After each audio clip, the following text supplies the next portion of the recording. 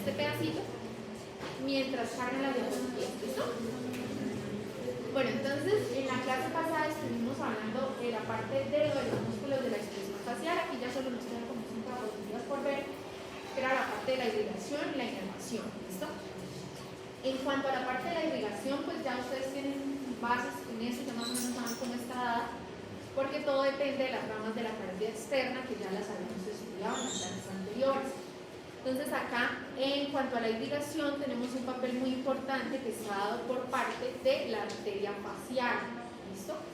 Recuerden que es una de las ramas anteriores de la carótida externa. Como ustedes pueden ver en la distribución de la arteria, que la facial es esta que da por acá, entonces ella tiene importancia tanto en la irrigación de la piel a nivel del mentón, por medio de las coronarias labiales. Ella nos va a dar irrigación a todo lo que es la superficie del músculo orbicular de la boca. Tenemos ramitas que van para la nariz y pues la ramita terminal, ¿cómo se llama?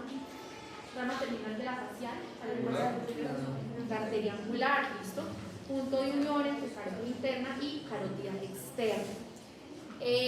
Como tal, la arteria facial da la irrigación de la mayoría de los músculos y las estructuras que encuentran hacia la parte del mentón, los labios y la parte inferior de la cara. Los otros vasos que nos van a colaborar ahí, entonces es la maxilar interna con todas las ramas que también ya se han estudiado. Entonces acá podemos ver el recorrido de la maxilar interna, incluso tenemos dentro de las ramas que van para acá participación a nivel de los músculos auriculares. Y hacia la parte posterior del cráneo, entonces nos van a participar la arteria occipital, que es esta que vemos acá, y la auricular posterior. Entonces, la occipital tiene todo más que ver con el vientre posterior del occipito frontalis y pues ramas que dan a nivel del cuello. Y la auricular posterior tiene un papel importante con los músculos auriculares, que también los vemos en la clase pasada. En cuanto al drenaje venoso, entonces este va a ser homónimo satélite a lo que ya hemos hablado. Entonces tenemos participación importante de la facial en toda la región anterior de la cara, que van a ir uniéndose todos esos vasitos hasta que nos van a formar igualmente la vena facial, que va a desembocar pues a nivel de la yugular interna. A nivel de la región lateral del cráneo, entonces tenemos todos los vasos drenando a nivel de la temporal superficial, a nivel de la parte occipital, y en la participación del plexo venoso pterigoideo, que recuerden que en conjunto es el que nos va a dar origen a la maxilar interna. ¿Listo? Todos estos vasos van a generar la formación de un tronco común que se conoce como el tronco retromandibular. Entonces vamos a tener una división posterior de ese tronco retromandibular que va a desembocar en la yugular externa y una división inferior que desemboca a nivel de la yugular interna. A esa división inferior es donde se nos une la facial, que es la que vemos acá. En cuanto a la parte motora, entonces creo que ya tenemos muy claro quién es el que va a trabajar ahí. Recuerden que el facial es el encargado de la inervación motora de todos los músculos de la expresión facial. Esta imagen pues es bastante familiar a la del facial. Entonces recuerden, dentro de la distribución del facial está que va a ingresar a la glándula parótida y dentro de la parótida es donde va a producir todas sus ramas terminales. Entonces esta imagen es bastante esquemática como para acordarse, así cuando hablábamos de la imagen así, para recordar las ramas del trigémino. Entonces tenemos los ramos temporales, que son los que van hacia la parte más superior. Dentro de los ramos retroglandulares también tenemos el nervio auricular posterior, que nos va a dar inervación para los músculos auriculares. Ya dentro de la glándula nos da los ramitos terminales, entonces tenemos ramas temporales, ramas cigomáticas, las ramas bucales, que dentro de esa está la inervación del bucinador, el nervio mandibular o marginal de la mandíbula, que se llama así porque va por todo el bordecito del maxilar inferior o de la mandíbula, y hacia la parte inferior tenemos los ramos cervicales que van para la región del cuello.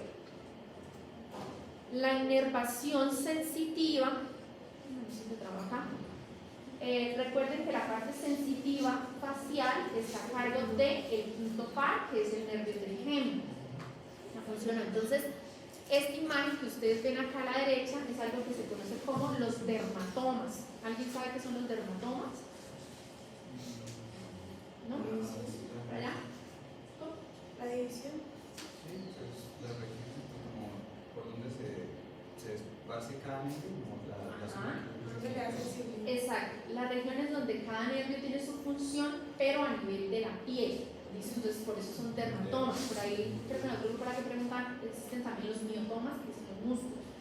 Entonces estas imágenes se les van a hacer a ustedes muy similares a medida que avancen en la carrera. Cuando dan neuro, esos tienen que aprenderse todos los de todo el cuerpo. ¿Listo? Acá la imagen lo que quiero mostrarles son los dermatomas del trigémino. Entonces ustedes ya los conocen, que están dados por las tres ramas. Entonces en verde está el oftálmico, en azul el maxilar y en rojito está el mandibular, mostrándonos cómo va la inervación sensitiva de toda la parte facial.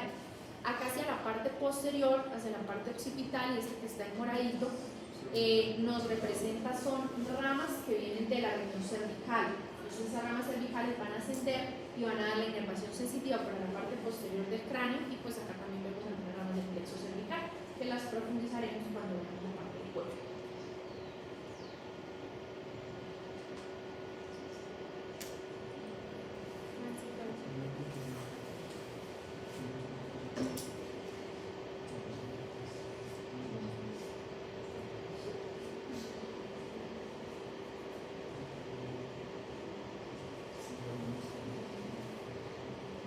Bueno, mientras esto funciona, ¿qué pudieron averiguar? Ya miramos las de los pies.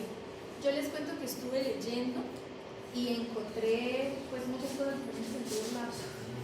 Entonces, incluso miraba un libro que encontré de otorrino, que pensé que de pronto estaba más claro, pero pues no sé, la verdad me confundí un poco más porque decía ahí que, acuérdense que el nasal tiene la porción alar y la porción transversa.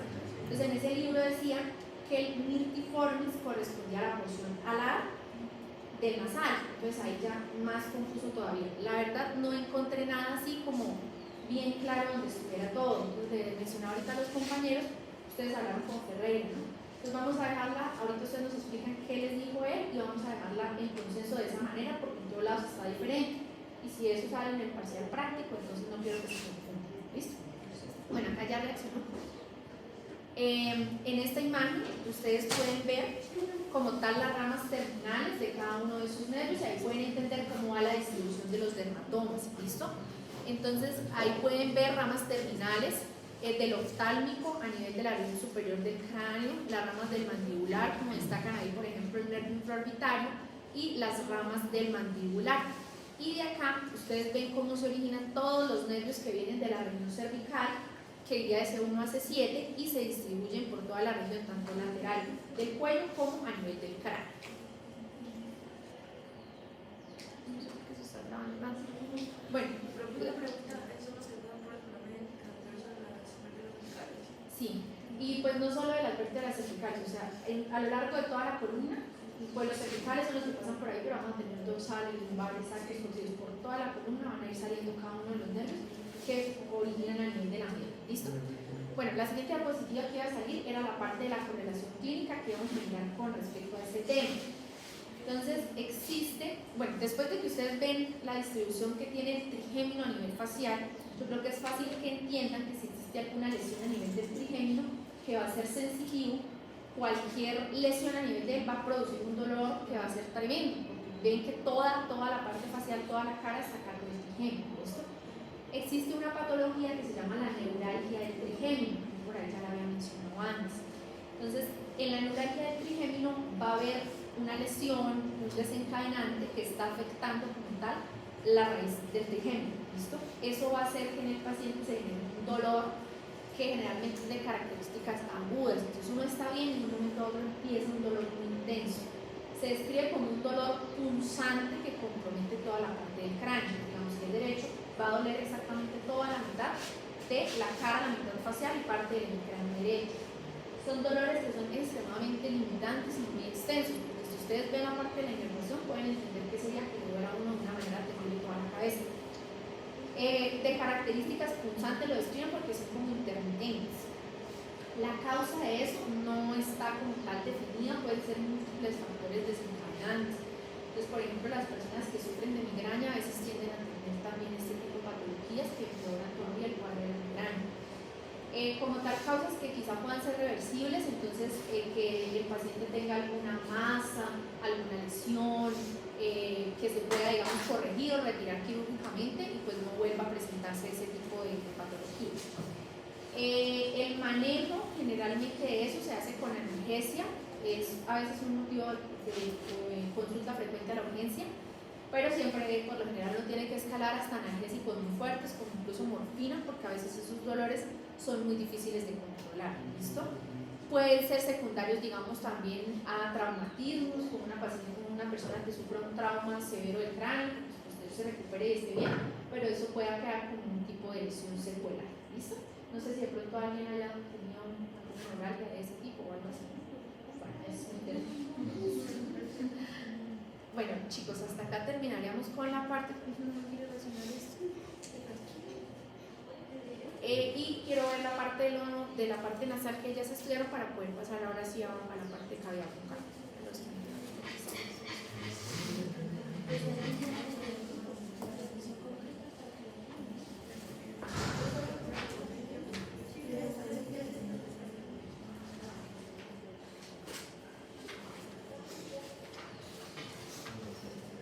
Nosotros todos tuvimos un dilema con la cuestión de los músculos de la nariz.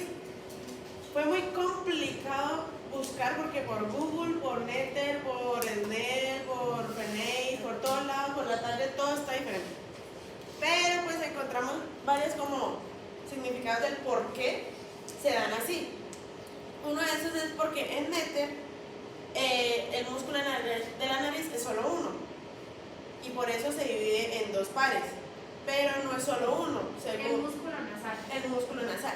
Son dos pares, o sea, ese es un solo músculo, pero tiene dos pares. Lo que nos decía Ferre era que está mal, que Netter y la Latarjet está mal, pero pues en sí la Latarjet se lo va a explicar a mi compañero porque sí estaría bien. Y esto porque son músculos totalmente diferentes. Hacen lo mismo, varios de ellos, pero son totalmente diferentes. Entonces, pues vamos a explicar los 5 músculos como para salir de ciertas dudas y pues ahí ya decimos. Listo. Entonces son 5 músculos ¿de qué? De músculos de la nariz y según Ferrer estas diapositivas son sacadas de él.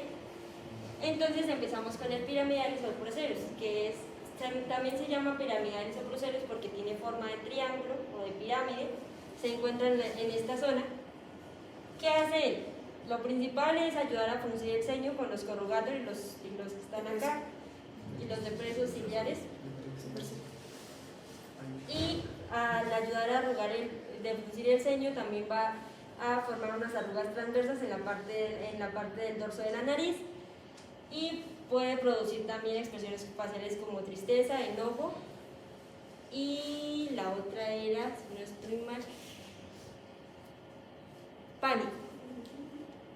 ¿Qué más podemos decir de él? Bueno, se origina en la parte dorsal de la nariz y se une en la parte medial del frontalis. Es antagonista del frontalis porque lo que hace es ayudar a bajar la parte media o la parte ciliar del dorso de la cara, y es contrario al frontalis. Ya, eso es.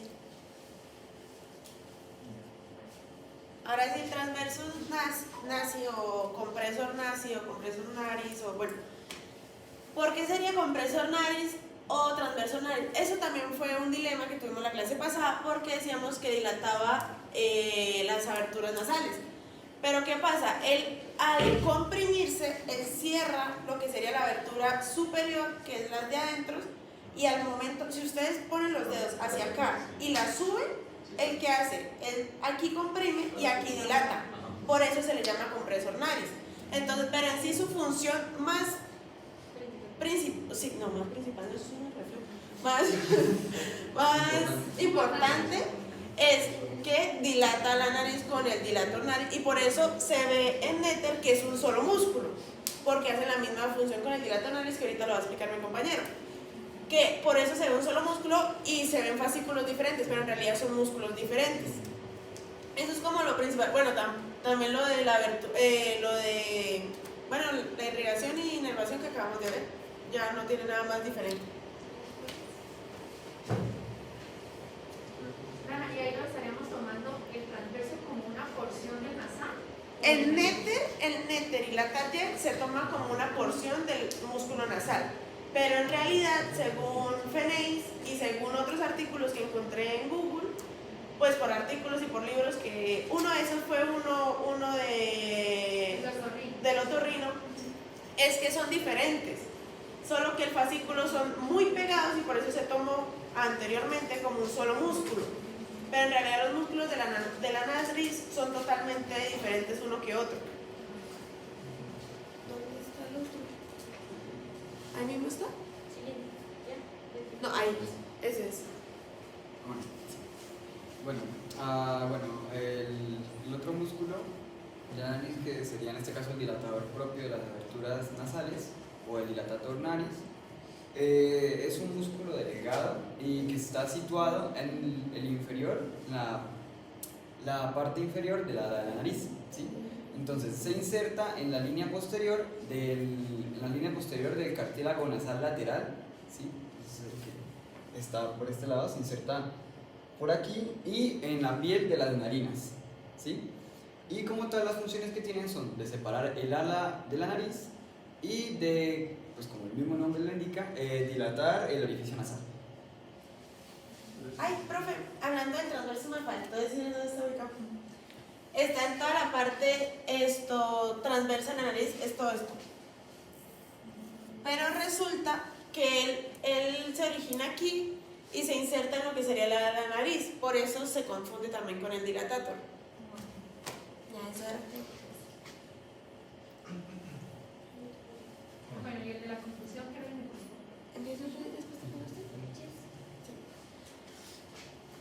Esto, leyendo, pues llegamos, bueno, yo llegué a la deducción, no sé si está bien o está mal. Resulta que los músculos de la expresión facial se insertan en la piel. ¿Por qué? Porque tenemos que hacer la expresión facial, por eso se llaman músculos de la expresión facial, porque se insertan en la piel. Pero resulta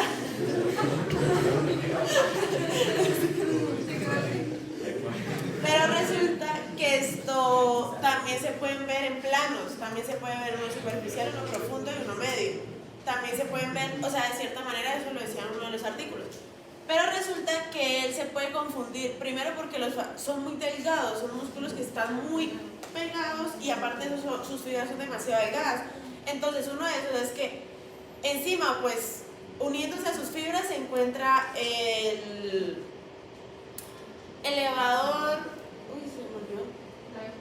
el labio superior, la de Cuenasi, que es el elevador común del labio superior y del ala de la nariz.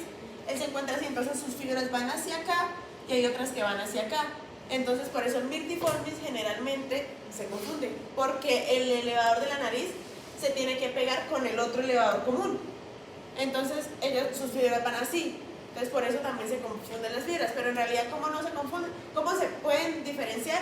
Es que el elevador del labio superior va un poco hacia arriba, aquí se mete un poquito, pero el mirtiformis va hacia abajo. Las fibras van completamente hacia abajo. Y va en un plano más profundo. Va en un plano más profundo que el elevador común.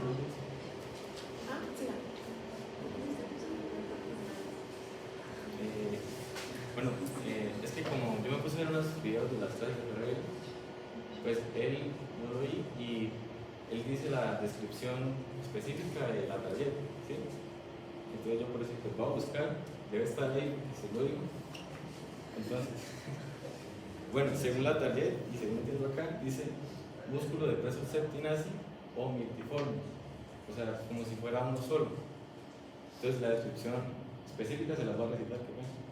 Entonces sería, dice, situado debajo de la narina, se inserta en la fosa canina o mirtiformis, que dice, y después dice que va de maxilar superior de la fosa mirtiformis al subtabique nasal.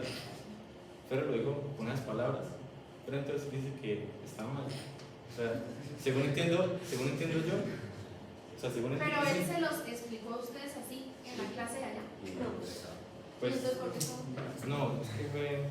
Es que él nos dijo, la target y néter están mal. La nariz no se estudia con ninguno de los dos. ¿Será que es con Feneis? Y él en un Es video con Feneis. grabado Sí, es que lo dijo seguro con la tarjeta. Entonces, por Porque eso lo que dice el compañero de lo que está en la tarjeta, pues es lo mismo que yo les había mostrado la clase pasada, que es que está ubicado sobre la línea media y ahí se nos confundían en el septo nasal con el mirtiforme. Pues, es que- porque nos confundimos. Lo que yo le entiendo a Ferreira es como que él los partió, o sea, son independientes para él. Es que hasta donde yo entendí era que como sus fibras son tan delgadas es como si se fusionaran, pero en realidad Es lo que hablamos no. de que, o sea, los músculos de la expresión facial, todos, si ustedes ven los fascículos de uno se insertan sobre los dos. Ajá. Entonces, y como les decía, ellos no van a actuar uno solito, no va a mover solo el risorio, digamos, se van a mover todos los que tienen que ver con la boca. Sí. No, El pero que Ese- está en la parte el que está en la mitad. Y según teoría de Fenech, ay sí, perdón. Bueno, sigan. Bueno, pero una pregunta. ¿No se cabe la posibilidad de que el multiformis sea como parte de todos? Porque como no hay diferencia en sí. No, porque es el único, eso se puede diferenciar, porque es el único que se inserta en la fosa multiforme. Y por la dirección de la regla. No, porque la dirección de las fibras también el septinaci también van hacia abajo, pero es el único que se inserta en la fosa multiforme. Sí, entiendo que va en un plano más profundo. Va en un plano más profundo. En realidad, creo que el único que va más superficial es el orbicularis soli, que es el que va más arriba, pero No, es que encontré la que decía que pasa a veces por debajo de las alas de la nariz. O sea, según entiendo yo se conectan, por eso es uno solo, según la nariz. Sí, porque para ellos es el depresor del septo nasal, el multiformis es lo mismo. Si ustedes lo buscan también en muchos lugares, dicen que es un solo músculo. incluso son agonistas. Ellos hacen lo mismo, ambos, porque ellos tienen que, el multiformis baja las alas de la nariz, pero uno no puede bajar solo las alas de la nariz sin bajar el septum. Entonces es como todos hacen lo mismo, pero las fibras son diferentes. Porque si no estoy mal, bueno, eso lo dice ahorita mi compañera, en donde se inserta el. Pero es que yo me extiendo.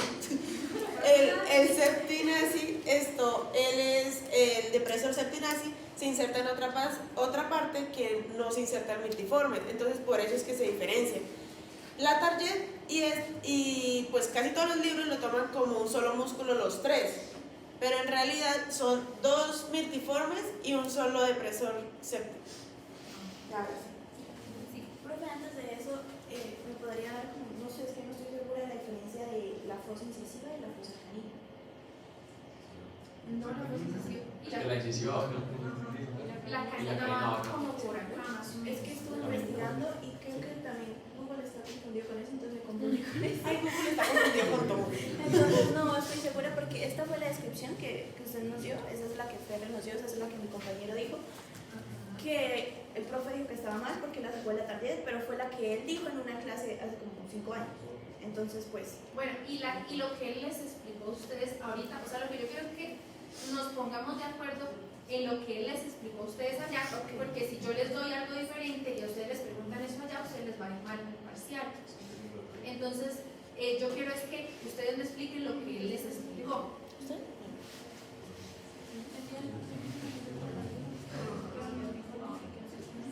Bueno, ahorita a las 8 de la mañana yo fui a donde el profe ya a explicarle como tal lo del multiforme. Sí, para terminar el multiforme. Bueno, dale, ahora sí. Ahorita yo fui a preguntarle al profe Ferreira exactamente tal. Él me dijo que bueno, que había mucha confusión en los libros, pero que era así. El multiformis se inserta en la parte de abajo, si no estoy mal, en la fosa multiforme, y sube a una parte del ala de la nariz. Por eso es que cuando se contrae, ayuda a bajar el ala de la nariz, que no tiene nada que ver con el depresor septinaci, pero que sus fibras sean muy delgaditas. Eso es lo que él ahorita dice y lo que es como Bueno, que entonces ya. el multiformis hacia la parte lateral y el depresor septinaci, donde lo habíamos hablado, en la parte media. Sí, él dijo antes, antes de que empiece el cambio, él me dijo que el depresor septinaci tenía la forma como el bigote de Hitler, tal ¿El cual, bigote de Hitler. Ah, ok. Esa era la forma de Está ahí entonces. En el arco de Cupido, básicamente, como se dice coloquialmente, ahí es donde se inserta. Eso lo va a explicar. Profe, el multiforme es para, o sea, como lo dije anterior, o sea, en la clase pasada, ¿se acuerda que estábamos hablando de eso? Él se inserta en lo que sería el ala de la nariz, en el borde inferior del ala de la nariz y en la fosa multiforme. Ahí. Así se diferencia. Cuando está aquí chiquitico, porque ni siquiera se ve, en los cadáveres ni siquiera se ve. Ah, bueno, eso les iba a preguntar. ¿Y en el cadáver ustedes han hecho disección? Está bien ese caso. No es que es como están tan viejitos. Sí, es que está Entonces, todo. no se ven. Son de los semestres anteriores los cuatro. Uy, pero hay del 2015 y 2016. Vean que los del parceros años solamente ha cambiado cuerpo. Sí, es que están. ¿Todavía se ve algo? Pues, Depende. depende quién ve. Ferreira no. Que se diferencia. Si ve Ferreira, sí. Si ve Monótono, no. Mi hermano no lo dijo que era como el Es cierto, es cierto. Pues yo estuve ahí en el 2012, me acuerdo que en esa época había. ¿Estaba Don Luis? Sí, estaba Don Luis. No me acuerdo qué nombre le tengo. De ahí. Había un femenino que sí ya estaba muy viejito. Yo creo que ese ya no está. Ah, nosotros, ¿cómo era el femenino? Era la variación anatómica, no porque ella está nueva. Ella está nueva. Ese femenino estaba ya muy que no se entendía casi nada. Había un masculino que estaba ya muy disecado y uno nuevo. Que cuando yo me fui hasta ahora se le había quitado la piel. Entonces debe ser ese que tenemos todavía nosotros. está. Ah, bueno, esto para diferenciarlo con Ferre, es que allá no se ve, y él nos explicó eso, que allá no se ve bien, sino que él, según él, véalo, ahí yo no veo nada, pero yo lo ubico por, yo lo veo por la ubicación. Eso, que les muestre cuál es este para Si que lo ustedes ponen sepan, porque aquí, si ponen él a dice leer, ya. Si lo pones debajo del ala de la nariz, aquí, en todo esto, es el multiforme, ya. Si lo ponen toda la mitad, es el depresor septi, ya. Así se diferencia. listo, ¿qué ibas a explicar? Bueno, A ver, que seguimos ya- porque estamos atrasados con la clase de hoy. Creo que ya hemos dicho mucho Más. de ese, pero entonces, pues para confirmar, del primer vértice de la nariz y pues el ala de la nariz, y pues como ya dijimos, también del primer septo. A ver, donde dice que surge de la fosa incisiva del paladar, entonces si no estuviera de la incisiva del paladar, que sus fibras ascienden y se insertan en el tabique y en la parte posterior del ala de la nariz, que por eso habíamos dicho que se puede confundir con el uniforme. Y un dato interesante sobre este es que cuando le van a hacer a uno el larino, ese musculito es el que le quitan, porque cuando uno sonríe, la nariz se va hacia abajo y es por dentro. Entonces al quitárselo, pues ya la nariz queda así. Sí, eso también lo leí anoche. Pues ya que ese músculo va por dentro del cráneo. Porque si se quiere hacer con incisiva, la incisiva está por dentro del paladar. No, ya casi, la lengua del espíritu. Ajá. Acá, en la parte anterior. Pero por dentro pues, no tendría sentido. No serviría para nada. Sí, porque yo creí que era la de abajo, pero Sí. es la de acá. Ah, ya. Y se le pega. Y se pega allí. Es que el de abajo es foramen incisivo. Ah. El de arriba es la fosa, como tal la fosa es como el huequito y el foramen es por donde pasa algo. ¿Listo? ¿Ya? Bueno, entonces yo acomodo las diapositivas, les ponemos esto, entonces ya llegamos a ese consenso. Informes a los lados, depresor del gimnasio en la parte de listo. Le acomodo eso, se las vuelvo a reenviar y ya con este diapositiva estamos para el ¿listo? Entonces sí. Sí, que. Ay, Sí. Pero pasan la lista, solo los que están acá. En este o en el otro profe. Faltan ustedes que ya pasó. Faltan lo que expusieron. En este. En este. Sí, porque si los dos sacan 5, ¿cómo les va a subir? Coméntale.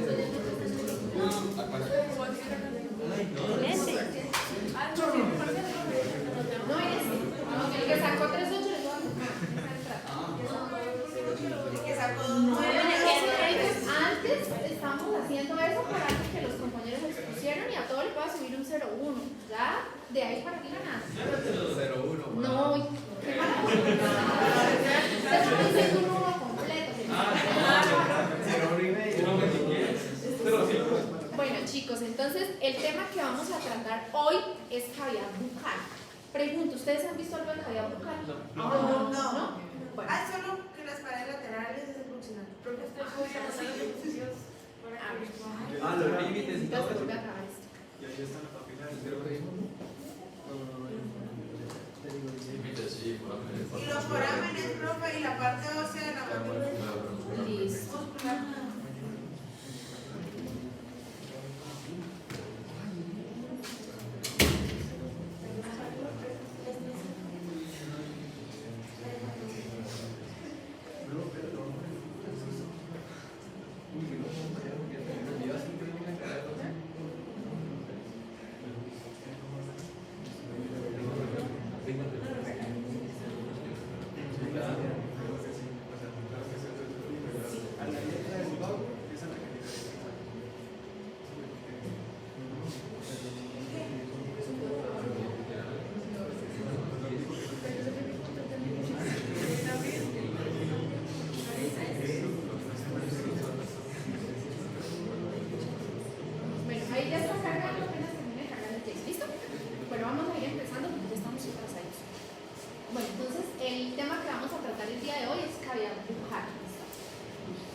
como entenderán, la boca en sí pues es una estructura muy importante porque el abanico de funciones que cumple pues son muchas, ¿listo? Sabemos que interviene tanto en la parte del aparato digestivo, en la parte del aparato respiratorio, el proceso de masticación, el habla, la fonación, el sentido del gusto. Entonces son muchas las estructuras y cosas que vamos a ir manejando en el transcurso de la clase. Lo primero que vamos a hablar pues es acerca de los límites. Acá para empezar entonces debemos saber que existen dos orificios. Entonces el orificio externo de la boca, que pues obviamente es el que todos conocemos, con el que hablamos, está hacia la parte anterior, que está formado por el reborde de ambos labios, labio superior, labio inferior, pero hacia la parte interna de la boca vamos a tener también la presencia del otro orificio, que es de unas dimensiones mucho menores, y que es el que nos va a comunicar tanto con la vía digestiva como un punto de paso de comunicación con la vía respiratoria. Vamos a hablar también de que la parte de la boca o la cavidad bucal se puede dividir en dos partes, teniendo como base la parte como tal de los dientes, ¿listo? De los arcos dentales. Entonces, si ustedes tienen la boca cerrada, lo que vamos a encontrar de los arcos dentales hacia afuera, o sea, ese receso que queda entre el arco dental y la parte externa, la parte de las mejillas, se conoce con el nombre del vestíbulo bucal, ¿listo? De los dientes hacia adentro, al tener la boca cerrada también, sería lo que se conoce como la boca propiamente dicha.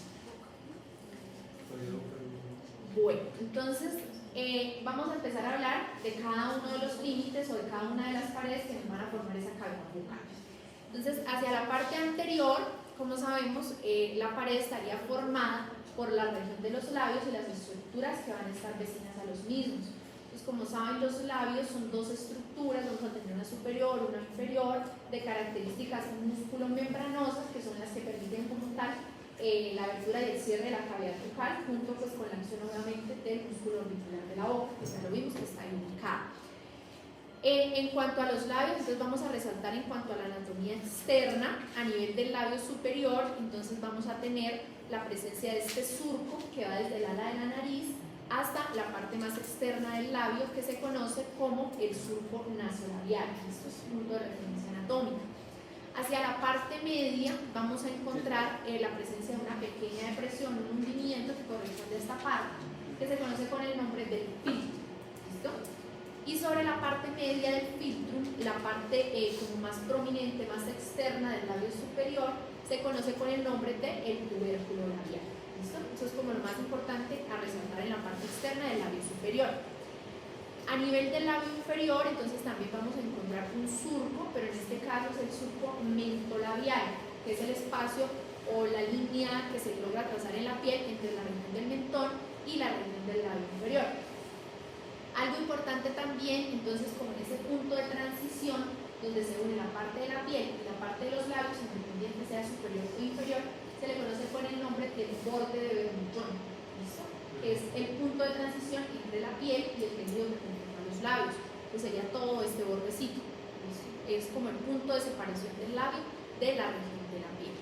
Las comisuras labiales, pues como ya sabemos, es la parte más externa, que es el sitio donde se van a unir ambos labios, derecha y izquierda. Bueno, ya es más hacia la parte interna, entonces ya lo vimos en la clase pasada, el músculo que vamos a encontrar recurriendo a la porción interna va a ser el músculo orbicular de la boca, ¿listo? El orbicularis oris, que va a ser un músculo circular y que también tiene características esfínterianas, porque está alrededor de uno de los orificios anatómicos más importantes. La irrigación también ustedes ya la conocen muy bien, está a cargo de las arterias coronarias labiales, que son ramas de la facial, exactamente. Acá está representada la facial, entonces ustedes ven su origen, pasa por el borde de la mandíbula, coronaria labial superior, coronaria labial inferior, y recuerden que se llaman coronarias porque forman ese círculo arterial que va a pasar por encima de todo el músculo orbicular de la boca. Drenaje venoso, entonces saben, homónimo, satélite, y van a desembocar a nivel de la vena facial. Bueno, dentro de los mecanismos de fijación que van a tener la región de los labios a nivel de la cavidad bucal, entonces vamos a encontrar la presencia de dos estructuras de características fibromusculares que van a estar pues recubiertas por mucosa, como todo lo que tenemos dentro de la boca, y en ese caso vamos a hablar de los frenillos linguales, de los frenillos labiales, de la lengua es otro. Entonces acá tenemos el frenillo labial superior, que es este, que tiene forma triangular y ayuda a fijar el labio superior a la región de la encía. Y acá en la imagen podemos ver también el frenillo labial inferior. ¿Listo? Este es el frenillo, al igual que se los voy a mostrar ahorita también. A ver, ¿la frenillectomía afecta la forma de la sonrisa o de la boca? ¿Vale? Pues como tal la forma de la sonrisa sí puede verse un poco afectada, porque acuérdate que es como tal un mecanismo de fijación. ¿Listo? Generalmente cuando se producen, digamos, lesiones o algo a nivel del frenillo, como preguntaba también una compañera del otro grupo, son, digamos, la mucosa oral, para que lo tengan en cuenta, es igual que la mucosa vaginal, son de las estructuras más agradecidas en los procesos de cicatrización. Entonces, incluso hay personas que pueden tener accidentalmente alguna lesión a nivel del frenillo o algo, por lo general incluso a veces no se requiere suturas ni nada, sino las estructuras solitas sanan de una forma muy buena. ¿Listo? Bueno, entonces, en cuanto a la parte de los ganglios linfáticos, creo que hasta el momento no habíamos mencionado nada en cuanto al sistema linfático. ¿Quién sabe qué es el sistema linfático? ¿Qué sirve?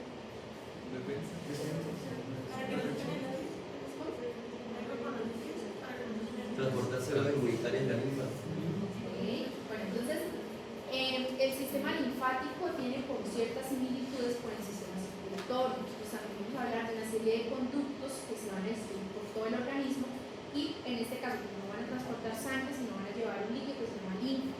¿Listo? La linfa es un líquido que hace parte del sistema inmunológico, como lo mencionaba por acá. Entonces es una serie de células y de líquido que va a salir como tal de los capilares venosos o arteriales, que es la circulación sanguínea, y se va a desplazar hacia este sistema linfático. La linfa va a ser rica en, como su mismo nombre lo dice, linfocitos, leucocitos y todas las células del sistema inmunitario. Entonces la función del sistema linfático está dada en cuanto a la defensa del organismo. Va a estar formado por una serie de conductos que en realidad pues no es que sean detectables, no, si ustedes van a buscar todos esos conductos en el cadáver, por lo general es algo que no es visible a simple vista, solo los más grandes, que más adelante lo veremos cuando hagamos tórax. Lo que sí se puede detectar con un poco más de facilidad son los ganglios linfáticos, que estábamos mencionándolos por ahí ahorita.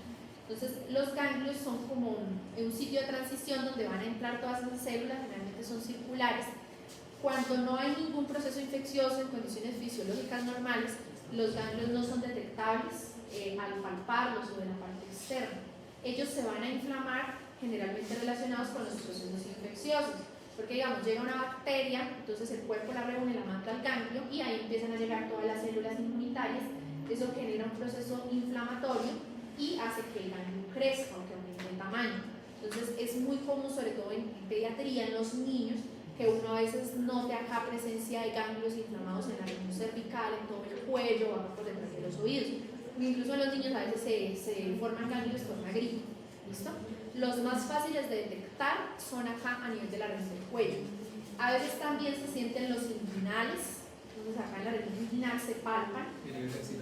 Ajá, axilar también, con los axilares hay que tener también mucha consideración, sobre todo porque a veces hay inflamación de los axilares cuando se tiene un cáncer de mama. Entonces uno tiene que aprender a diferenciar las características de un ganglio que se inflama por un proceso infeccioso o algo pues, que va a ser pasajero, a un ganglio que está duro, que está pétreo, que está con una piedra, que puede indicar una patología maligna, un linfoma o algo por el estilo. ¿Listo?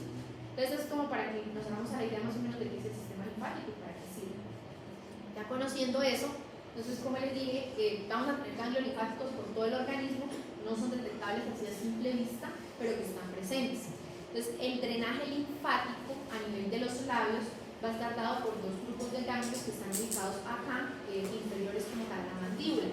Entonces vamos a tener hacia la parte media los ganglios submentonianos y hacia los lados los submandibulares, que son estos grupitos de 3 submandibulares, y acá están los submentonianos. ¿Listo? Ahí están esquematizados de esa forma, pero pues eso puede ser variable. Los ganglios que se han ubicados. El labio superior como tal, como lo ven acá en la imagen con las flechitas verdes, va a drenar a nivel de los submandibulares, mientras que la región del labio inferior va a drenar tanto en los submandibulares como en los submentonianos. Bueno, en cuanto a la parte de la inmunización, entonces, ¿quién da la nervosa motora para esta sesión? ¿Nervación sensitiva? Entonces el trigemino acá para el labio superior iríamos con la segunda rama, para el labio inferior con el mandibular, la tercera rama. Bueno, entonces en cuanto a las paredes laterales, ahí está lo que dicen que es la anatomía ya habían visto, las paredes laterales de la región de la boca van a estar formadas por las mejillas. ¿Listo? Aquí a este nivel entonces vamos a encontrar una serie de capas, desde la parte externa hacia la parte interna. Entonces lo primero que vamos a tener, piel. ¿Listo? Como característica, la piel de la mejilla es una piel suave. En las mujeres pues por lo general no tenemos folículos pilosos aquí tan grandes. En cambio en los hombres, por la parte de la región de la barba, a ese nivel también se puede encontrar presencia de folículos pilosos grandes. Ya ingresando un poquito más, entonces retiramos piel, tejido celular subcutáneo, es lo segundo que vamos a encontrar. Entonces ahí va a estar la grasita, las células adiposas, y ahí vamos a encontrar una estructura que pues también tiene su relevancia, que son las bolsitas adiposas de Fitch. ¿Listo? Esas bolsitas adiposas últimamente pues se han vuelto como muy famosas por el famoso procedimiento de la bichectomía. ¿Listo? Entonces esas bolsitas están ubicadas a ambos lados, son las que dan como el volumen de la mejilla o coloquialmente la parte del cachete. Entonces últimamente se ha vuelto muy famoso un procedimiento estético en el que se retiran para hacer que disminuya el tamaño de la mejilla y el pómulo sea más grande.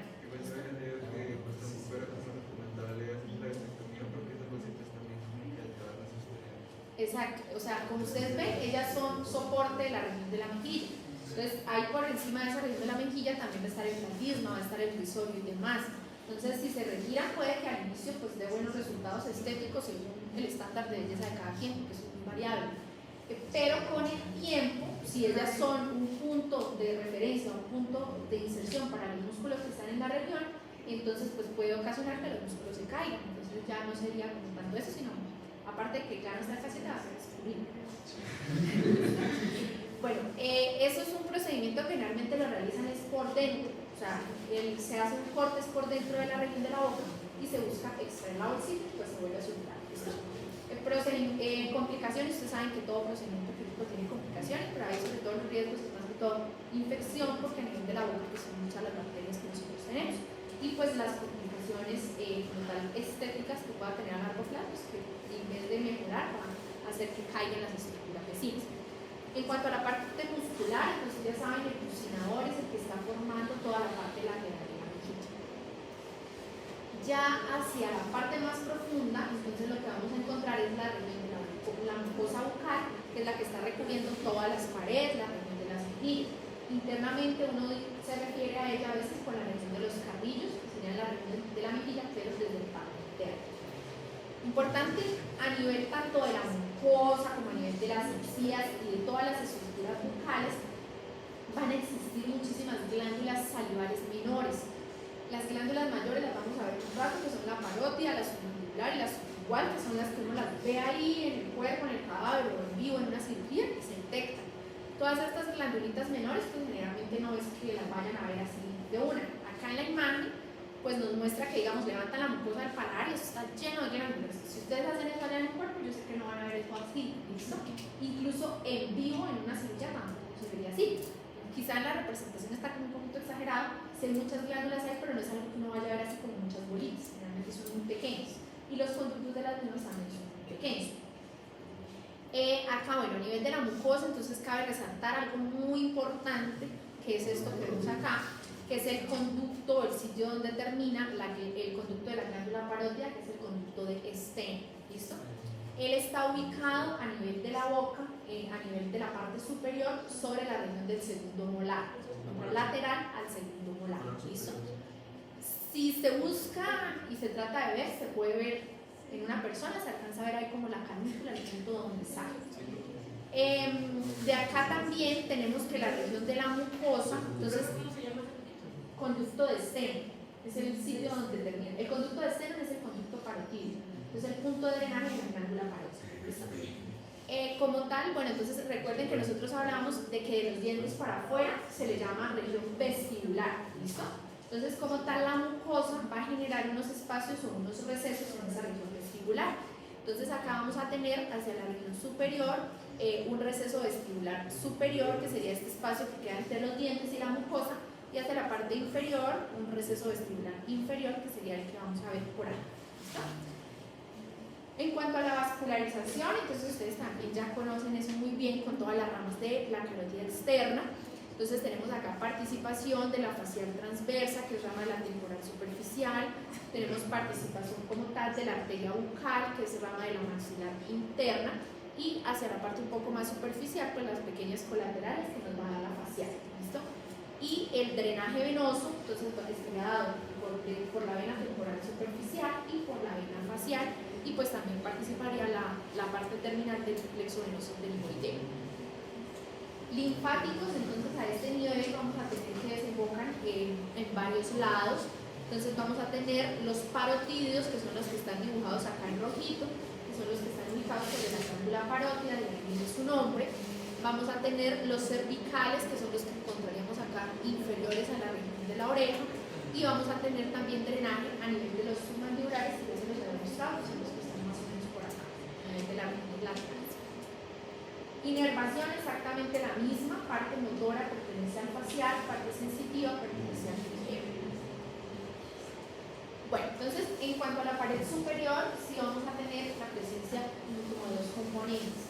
Entonces vamos a hablar de un paladar duro, que es donde vamos a resaltar la parte ósea, y hacia la parte posterior vamos a tener la presencia del paladar blando. En cuanto al paladar duro, entonces vamos a tener que este es el que conforma los 2/3 anteriores. El paladar blando es solamente el tercio posterior. Entonces, la parte ósea del paladar duro, ¿quiénes lo forman? Lo que llamamos el maxilar superior y el palatino, que acá en la imagen pues lo pueden ver. El maxilar superior es en verde y el palatino está en color rosado. Acá también pues vemos como tal como el límite de esa región o de esa bóveda palatina está dado por los arcos dentales. En este caso pues serían obviamente los arcos dentales superiores con sus eminencias alveolares y toda esa cantidad de cosas que ya hemos estudiado. Bueno, acá viendo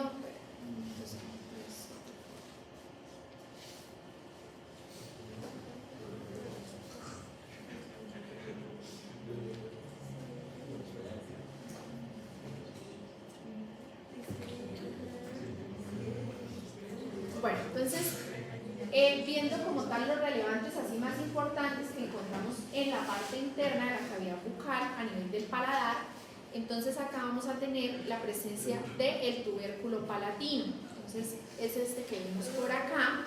Entonces es como una pequeña prominencia que vamos a encontrar sobre la región donde está como tal el conducto incisivo.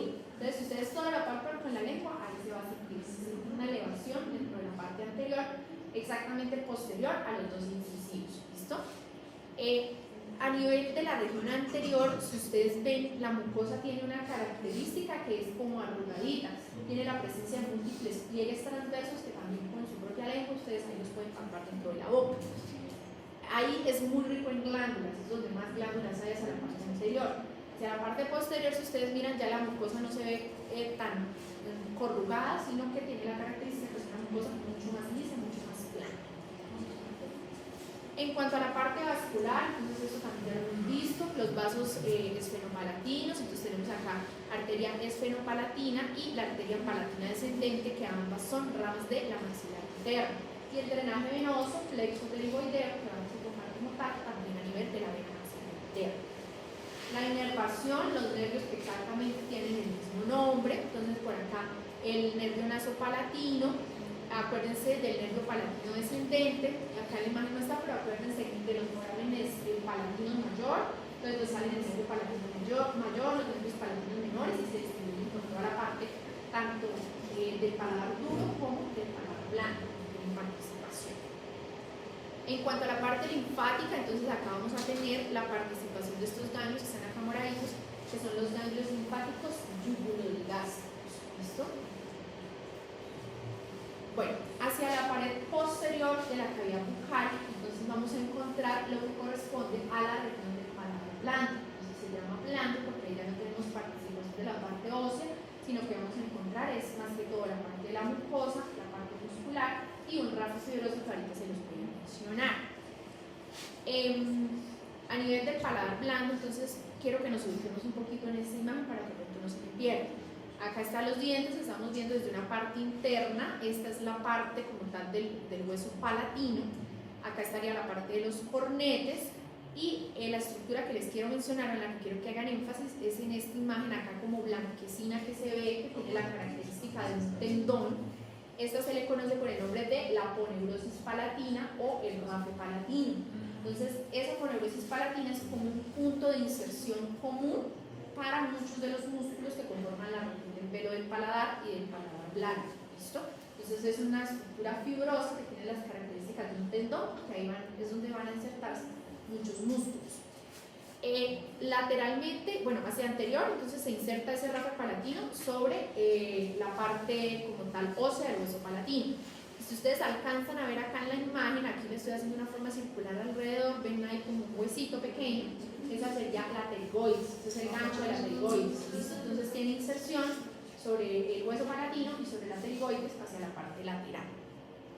¿Dónde termina la cavidad bucal así propiamente dicho? O sea, sería yo vi que era en el rafe pterimandibular, podríamos decir que ahí termina lo que es cavidad bucal. O sea, terminando la parte como tal del istmo de las fauces, que creo que está en esta imagen. Pues sería como acá más o menos. ¿No sería el epiglotis, profe? No, Ese no porque el sería- epiglotis ya haría parte de la región de la faringe. O sea, ese es el famoso istmo bucofaringeo, creo que es. Sí, el istmo de las fauces. Ya ahorita en la otra diapositiva se los voy a mostrar donde va ahí. Bueno, entonces vamos a empezar a mencionar un poquito de los músculos que nos hacen parte de esa región del paladar plano. Hablamos de 10 músculos que van a ser pares, 5 derechos y 5 izquierdos. Para poder entender eso, ¿quién sabe qué es esta cosita que está acá?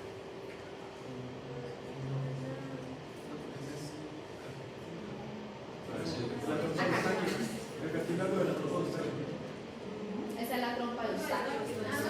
Esa es la parte inferior de la trompa de Eustaquio. Entonces, ¿para qué sirve la trompa de Eustaquio?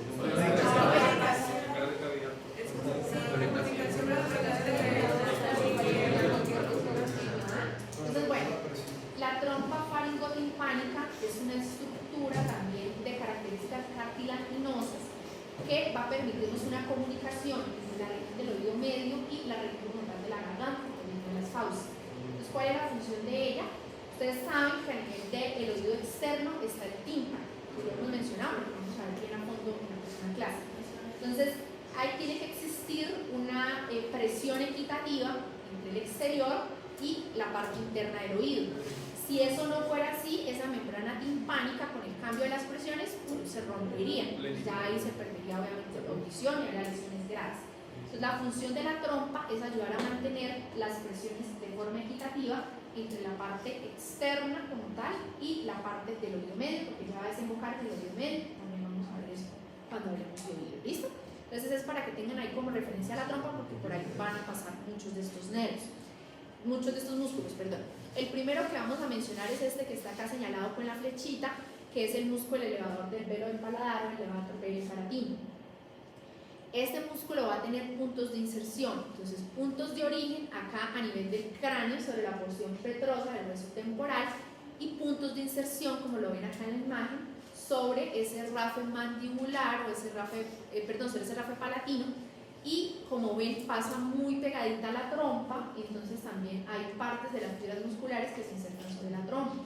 Entonces, como su mismo nombre lo indica, la función de este músculo va a ser ayudar a elevar el velo del paladar, y por las fibras que se insertan lateralmente a la trompa, ayuda a dilatar la trompa, la parte distal de la trompa faringotimpánica. Tenemos el segundo musculito, que es el músculo tensor del velo del paladar. ¿Listo? Se encuentra muy pegadito, muy relacionado al elevador del velo del paladar. Su punto de origen va a estar por acá, a nivel de la fosita escafoidea, que está a nivel del esfenoides. ¿Listo? Entonces acuérdense cuando hablamos que en medio de las dos láminas de la pterigoides estaba la fosa pterigoidea y había otra fosita que también mencionábamos que correspondía a la fosita escafoidea. Sí, ¿cuál es la fosa pterigoidea? Cuando hablamos de la fosa pterigoidea es como acá, la parte más profunda que se forma entre las dos láminas, mientras que la fosita escafoidea es una que está acá más o menos, un poco más hacia la lámina lateral. ¿Listo? Entonces, en esta fosita escafoidea es el sitio donde se va a originar este músculo tensor del velo del paladar. Él tiene una característica como tal en su distribución que es pues, como muy única de él. Entonces, digamos, acá se va a originar sobre la fosa. Si ustedes ven el músculo desciende, que es esta estructura que está acá también. Entonces, acá estaría como tal el gancho pterigoideo Entonces el músculo hace como como que se dobla sobre el gancho pterigoideo formando un ángulo de 90 grados. Y finalmente se va a insertar en ese sitio común que hemos hablado, que es ese rafe palatino, ¿listo? Que es donde se inserta la mayoría de ellos. Como el nombre lo indica, entonces este músculo es tensor del pelo del paladar. El elevador ayuda a subir el pelo del paladar y el tensor ayuda como a aumentar la presión de forma horizontal. Entonces lo que decía como horizontalizar el pelo del paladar. Bueno, porque no ven ahorita el tema, pero en la fosa pterigoidea, ¿quién se interna? El pterigoideo interno. Por el parcial. Por lo menos yo creo que fue escafoidea y me quedó mal. No, en la pterigoidea, el pterigoideo interno, en la escafoidea tenemos el que estamos estudiando, el tensor del velo del paladar. ¿Listo? Entonces, dijimos, ayuda a horizontalizar la región del velo del paladar y también ayuda a dilatar, al igual que el elevador, la parte distal de la trompa. Tenemos el palato gloso, entonces como ya saben, todo tiene también nombres relacionados de dónde va y para dónde llega, ¿listo? Entonces, palato gloso, él al contrario de los anteriores que tienen su punto de inserción sobre el rafe palatino, él va a tener el origen en el rafe palatino y su punto de inserción está sobre la parte posterior de la lengua, sobre la base de la lengua, también es el tercio fijo de la lengua, ahorita lo vamos a ver. Viendo la imagen, pues entonces podemos deducir en cuanto a sus funciones que ayuda como tal a elevar la parte posterior de la lengua y de esta manera disminuye como tal el diámetro de la garganta o del istmo de las fauces. Tenemos por acá también el músculo palatofaríngeo, que también es un poquito más como extenso. Entonces este músculo palatofaríngeo, puntos de origen a nivel también del rafe palatino, pero si ustedes miran acá en la imagen hay unas fibritas que también se están originando a nivel de la trompa, ¿listo? En cuanto a la inserción, entonces también la vamos a tener en dos lados, a nivel de la región posterior de la faringe, que sería acá, y esta estructura que vemos acá del ladito lateral es el cartílago tiroides, ¿listo? Acá vemos el tiroides cortadito desde la parte anterior. Lo vamos también a profundizar en el cuello. El cartílago tiroides es el que está sobre la parte media del cuello, sobre él se pone la glándula tiroides, y ese que es muy prominente en los hombres, que se llama la manzana de Adán, de Adán. Entonces, bueno, este músculo entonces ayuda a hacer proceso de constricción de la región de la faringe y ayuda también a descender la trompa y cerrar la región del istmo de las fauces. Como tal, esos músculos entonces generan que se formen dos arcos que tienen pues su relevancia como tal porque constituyen límites de la región del istmo de las fauces. Entonces acá tendríamos el arco palatogloso, que es el que está un poco más anterior, y este que se está formando acá es el arco del músculo palatofaríngeo. Este espacio que queda entre los dos arcos es el que se conoce como tal como el istmo de las fauces, que sería el límite posterior como tal de la cavidad bucal. Entonces, como tal límite posterior, encontraríamos el arco palatofaríngeo, que es este, y pues sí, en parte tiene razón lo que dice Dana, esta que vemos acá, se me fue el nombre del cartílago, el cartílago epigloso, ¿listo? Entonces, esta correspondería como tal toda la porción posterior que corresponde a la misma altura de la orofaringe, ¿listo?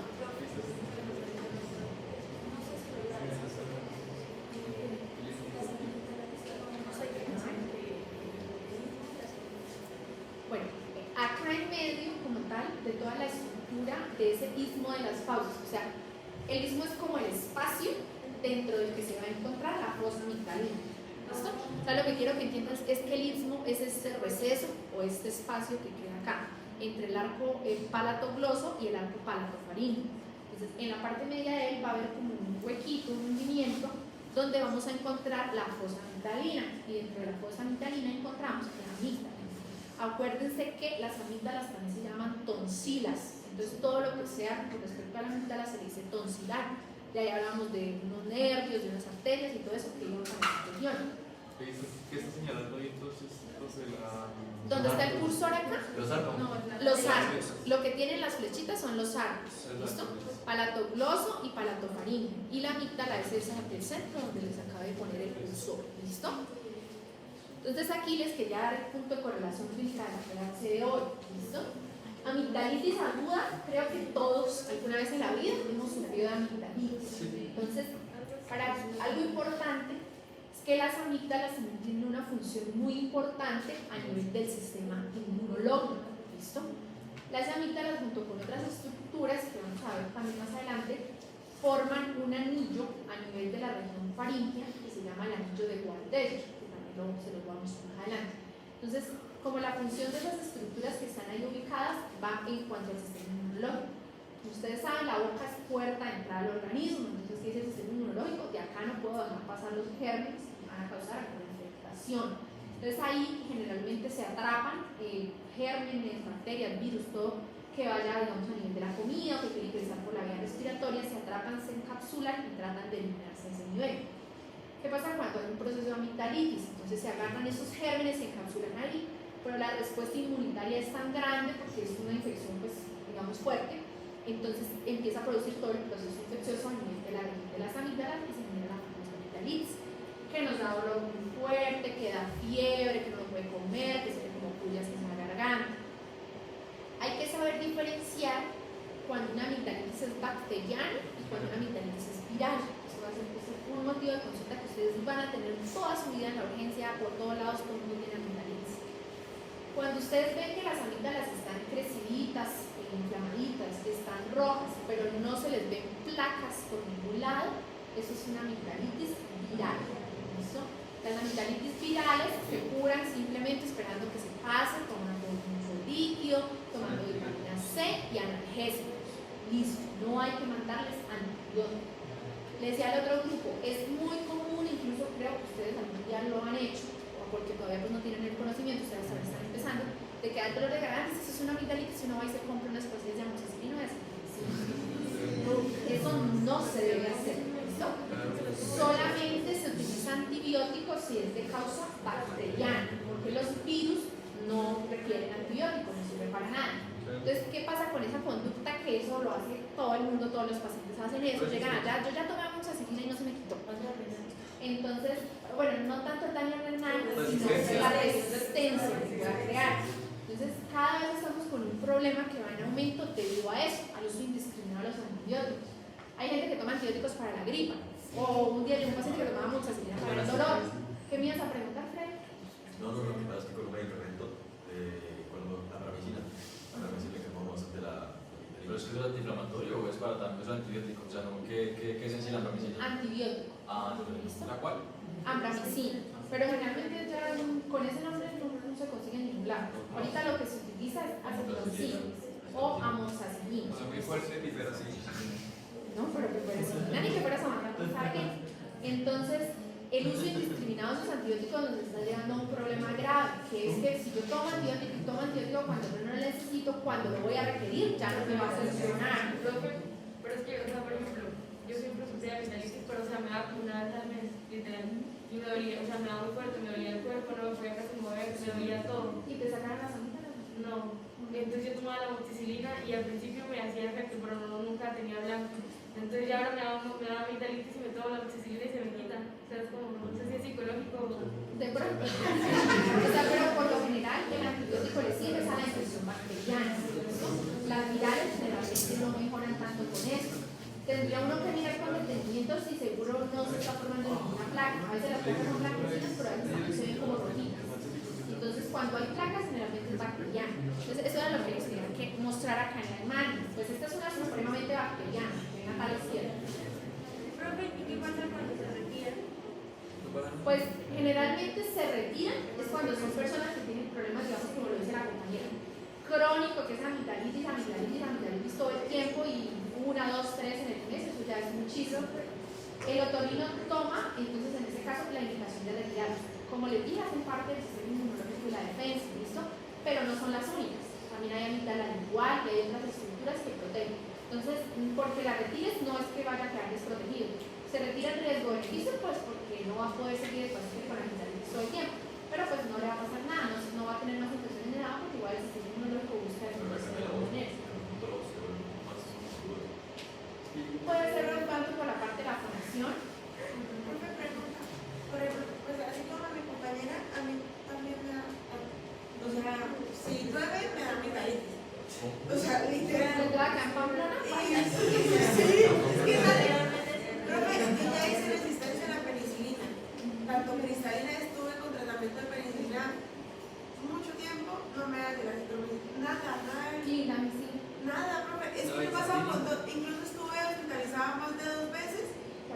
semana y todo eso, porque me han salido hasta abscesos. ¿Y por qué no te las han retirado? No me las quiero retirar. Pues ya en ese caso es una indicación de retirar. Incluso, no, esperemos, y yo.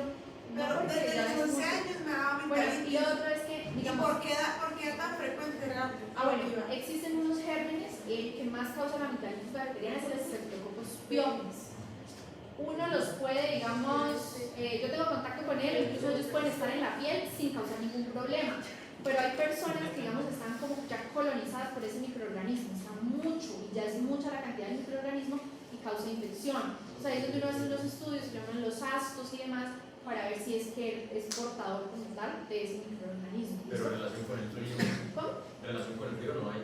Con el frío no. Pues que a veces hay más predisposición de cuadros de resfriados y todo, obviamente por los cambios de clima, y a veces secundario al mismo cuadro gripal, por la baja de las defensas, se produce la amigdalitis. Sí, claro. Pero no que pues por el frío te da la amigdalitis, porque cada vez que llueve, como decían, Entonces una persona que tiene los astos altos tiene este... puede estar colonizada por el estreptococo.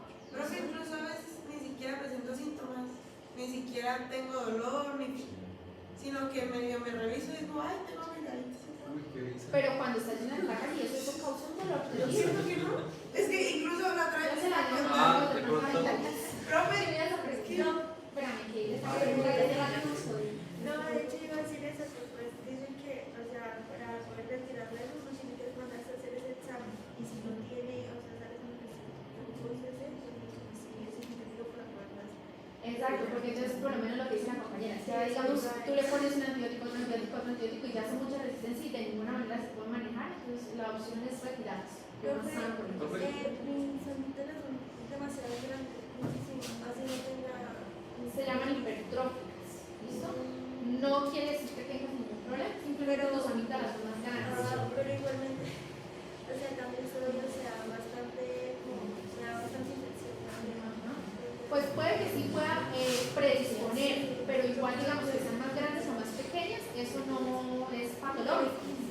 Profe, de pronto lo que dice la compañera de que a veces cuando la amigdalitis no siente dolor, de pronto es por las secuelas, digamos, de calcificación que dejan la amigdalitis. Pues eso es lo que yo le digo, que de pronto algún daño nervioso por tanta amigdalitis, porque generalmente esto duele y duele mucho. creo que es que no me duele, es que a eso iba. Yo ya había contado a Camila que no me daba mucho. Y ay, me la voy a revisar y tenía amigdalitis. Pero de pronto son Ahora, ¿y tú estás segura que de pronto a nivel de las amígdalas, a veces, como ellas tienen, hay amígdalas que son crípticas, se llama eso. Sí. Entonces ellas tienen como caminitos y generalmente dentro de ellas se pueden formar como unas calcificaciones pequeñas. Eso a veces se puede llegar a confundir, digamos que tú la mires y no te fijas que es una calcificación y piensas que es una placa. No es una calcificación. Entonces debe ser que existe, pienso, algún daño nervioso o algo por tantos cuadros de amigdalitis, porque pues la verdad no es común que esto no duela. Entonces eso les quería mostrar, ahora sí. La imagen que está acá es una amigdalitis bacteriana como tal. La viral solo están inflamadas así, pero no se les ven esas placas. Entonces esa es la infección que causa el estreptococo, genera esa formación de esas plaquitas que muchas veces son exudativas. Exudativas quiere decir que ustedes miran y se ve como que sale un líquido blanco ahí. Generalmente eso es pus, ¿listo? Entonces es muy doloroso, causa fiebre, causa dolor del cuerpo, causa todo lo que se imaginen. Y estas sí tienen indicación de tratamiento con antibióticos. ¿Listo? O sea, a mí me enferman. ¿Cómo? Las virales a mí me enferman, pero no son, o sea, no... Entonces no habría necesidad de tomar antibióticos, pero tienes que tomar es analgésicos antiinflamatorios, naproxeno, diclofenac, ibuprofeno, acetaminofén, vitamina C, mucho líquido y Profe, ya se te pasa. la aspirina efervescente, ¿qué es? No, actúa como un analgésico. ¿Listo? Hay gente que dice que hace gárgaras de aspirina efervescente para eso y que sirve. ¿Listo? Debe ser por la capacidad analgésica que tiene. Incluso el bicarbonato funciona. Gárgaras de agua con bicarbonato porque el bicarbonato tiene características antisépticas. Hay gente que se la en la garganta. Ay, sí, es Yo sabía que agarra un poquito y se unen las amígdalas. Se echan en las amígdalas. Profe, a mí me hicieron hacer esto, gárgaras por eso. No, pero es que está bien. O con insulina. No creo. Me acuerdo también, pero no fue eso. Bueno, el rhodosilato es como una crema, de pronto para el que no lo ha escuchado, es como una crema que se aplica en los golpes o eso, pero es una crema, ¿cómo se llama eso? O O sea que sí es como, y tiene un olor muy, muy fuerte. Recuerda que el vapor, ¿cómo se van a echar eso en la garganta? ¿Y el isodine? Pues el isodine sí, porque tiene características antisépticas y eso sí ayuda y está formulado para eso. Pero una crema que es para echarse en un golpe y echarse en la garganta, pues es Imagino que será como... Creo que le se echa limón con sal y se las raspa. Eso de verdad. De pronto porque la sal también puede funcionar como un antiséptico carnal, pero hacer eso, pues, si no está indicado, ya se dice. Bueno, continuamos. A la parte derecha, ustedes también, está una imagen de algo que se llama un absceso periodontalino, probablemente por eso también se hospitalizaron a nadie, no funcionan medicamentos. Digamos, cuando hay una amigdalitis así que ya está muy, muy avanzada, en vez de que estén las plaquitas, puede formar un absceso. ¿Ustedes saben qué es un absceso? ¿Qué es un absceso?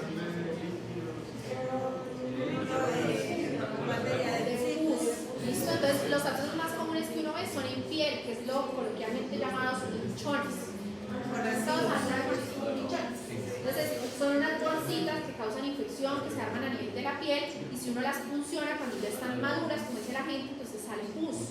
Si una amigdalitis se deja avanzar mucho hueso, va a generar un absceso periamigdalino, que es una bolsa llena de pus a nivel de la garganta. ¿Pero eso es viral o ya es...? Eso es bacteriana. Las que estamos mostrando acá son bacterianas porque las virales se manejan en la casa. Eso genera, entonces si ustedes ven, imagínense, acá esto está inflamadísimo, la úvula está por acá forrijita de lo grande que es el absceso y por dentro va a tener pus. Eso duele muchísimo y generalmente ahí entrena solito. Sí. O como digamos cuando ustedes tienen un absceso o incluso un barrito, no, generalmente lo ideal es que solo se drene de una forma séptica y cuando ya esté totalmente maduro. Pero por general incluso los abscesos en piel cuando ya están muy maduros, él se revienta y drena solo. A nivel de la garganta por lo general pues se deja que drena solo porque sería hacer una incisión y demás. Y el mismo antibiótico que se va a utilizar pues hace que se desinflame y que pues pueda ir drenando solito. ¿Listo? Obvio que eso vas a ver a feo.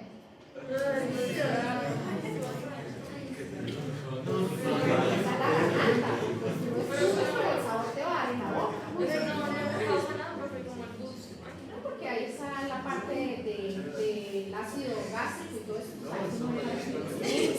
¿Listo? Para que sepan, el absceso periamigdalino es de manejo intrahospitalario, eso no se puede manejar en la casa. Tienen que hospitalizarlo, ponerle su catéter y el antibiótico es todo endovenoso. Sabe pronto, no sé si tuviste absceso cuando te hospitalizaron, fuera solo por la resistencia. Es que a mí nunca me enfermo solo con una cosa. Esa vez media sinusitis. Entonces, las personas que digamos hacen cuadros de amigdalitis, es muy frecuente que hagan otitis. ¿Por qué creen? Por la comunicación de la trompa. Señores, por la trompa faringotimpánica que la acabamos de ver. La bacteria sale en la garganta y se mete, llega al oído, otitis. ¿Listo? Y también por las mismas comunicaciones se relacionan mucho con los cuadros de sinusitis y rinitis alérgica. Las personas que tienen sinusitis tienen muchísimas predisposiciones a sufrir todas estas cosas que también pasan. Esta charla continuamos. Bueno, entonces esta era una correlación clínica. ¿Listo? Bueno, ahora continuamos entonces con la parte de los músculos. Tenemos acá la imagen que es el músculo de la úvula. ¿Qué es la úvula? La campanita. ¿Listo? Entonces la úvula es la estructura ahí fibrosa, membranosa. La úvula es membranosa, recubierta pues por la misma mucosa bucal que vemos hacia la parte media de la boca. ¿Listo? ¿Quién sabe para qué sirve la úvula?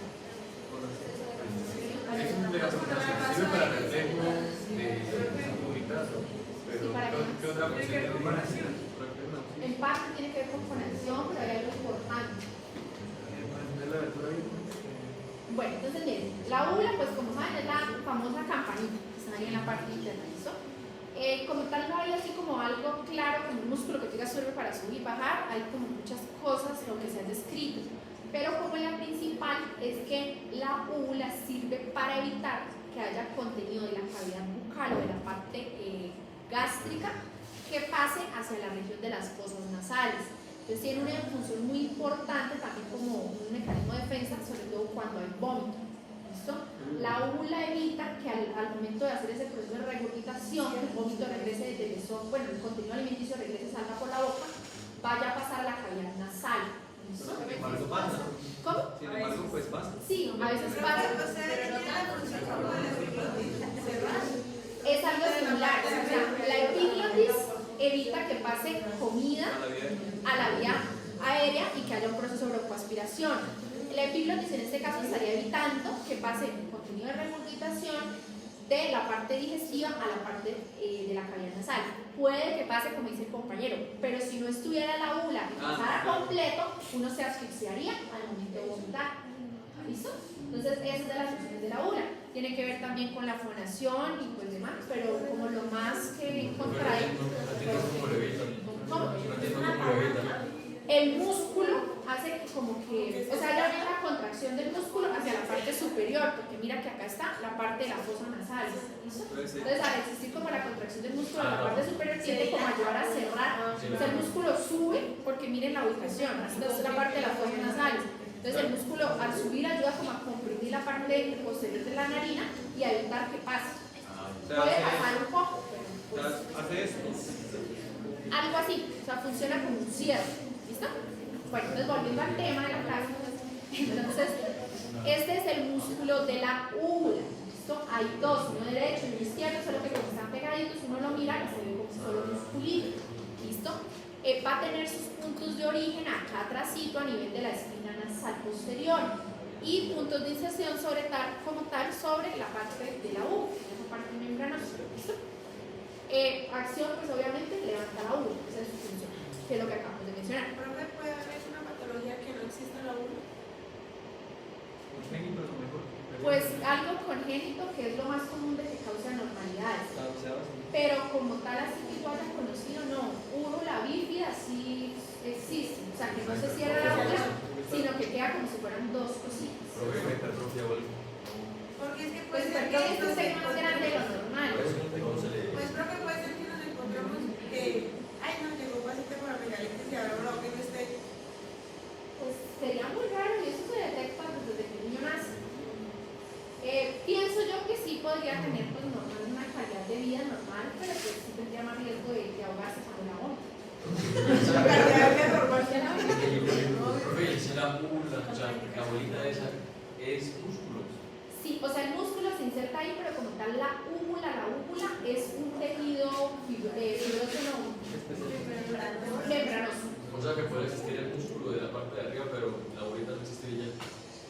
Bueno, podría presentarse, o sea, son cosas que en realidad uno no ve todo el tiempo, No, sí, pero si pero pasara recuerden, algo- exacto, que con el proceso de la embriogénesis, cuando se forma el bebé, pueden haber muchos errores, porque, por ejemplo, acá una compañera lo mencionaba de un hermanito que nació labio paladar hendido y la úvula era bífida.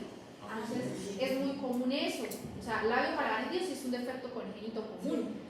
Que digamos que no tenga úvula, pues no sería como algo tan común, pero puede existir alguien que lo tenga, así como hay alguien que nace con un dedo de más, así como hay alguien que nace con un dedo de menos, de que la oreja es diferente, o sea, eso es congénito, puede presentarse de pronto en el desarrollo. Bueno, en cuanto a la parte de la vascularización, entonces a ese nivel tenemos participación de la arteria palatina descendente, de la maxilar interna y por acá vemos dibujadita la palatina ascendente de la facial. Inervación sensitiva, entonces proviene, como sabemos, del trigemio, que también es el que tiene que ver. ¿Por ahí? Por favor. A ver, terminemos esta diapositiva y hacemos el entonces, sensitiva del trigemio, ¿listo? Ahí la inervación motora, entonces viene por la rama mandibular para los músculos que están ubicados sobre esa zona. Ahora, lo que les estoy mostrando acá, estamos hablando como tal no solo del músculo de la úvula, sino de los músculos que acabamos de mencionar ahorita, ¿listo? Y la inervación motora, entonces va a estar dada tanto por el 10º par, que es el vago, como por el 11º. Entonces, con el 11º, acuérdense de la rama que se iba y se pegaba al vago, ¿listo? El 11º, cuando sale el cráneo por el foramen yugular, da las ramas como tal terminales para el esternocleidomastoideo y el trapecio, pero había una ramita por medio de la que se unía al vago, y junto con el vago van hasta esta región y dan la inervación motora para el músculo de ¿Cuál la es el nombre nariz. del onceavo? El accesorio. ¿Accesorio o es? Exacto. De ahí va. Gracias.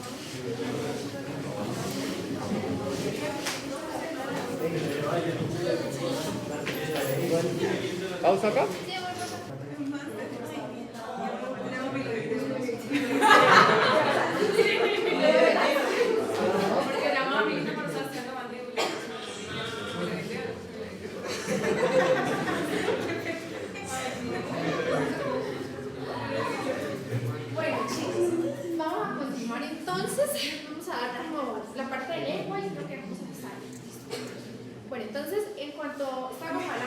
boca, ya habíamos hablado de la parte anterior, lateral, todo eso de la cavidad bucal.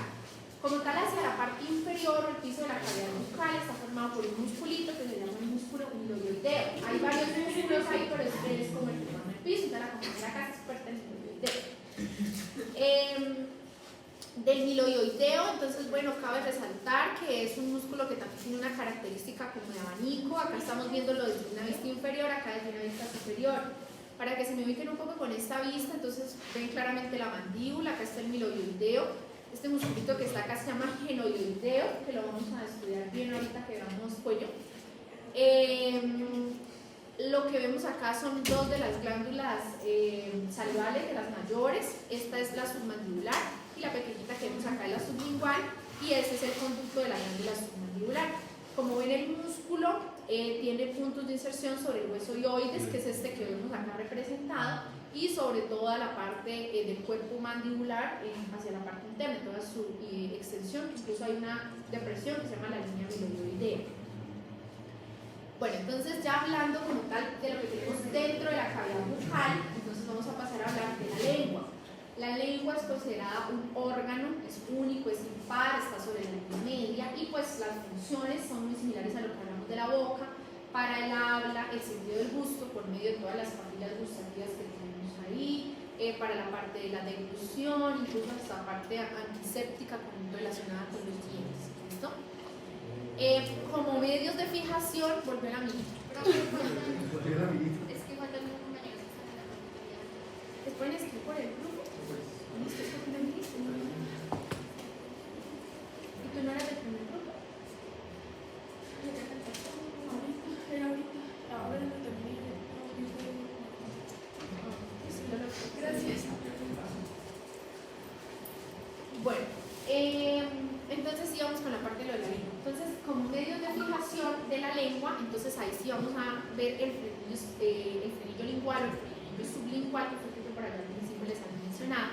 Entonces, nada más a levantar la lengua y ver un espejo, ustedes ven que ahí está ubicado el frenillo. Él ayuda a fijar la lengua al piso de la boca. ¿Listo?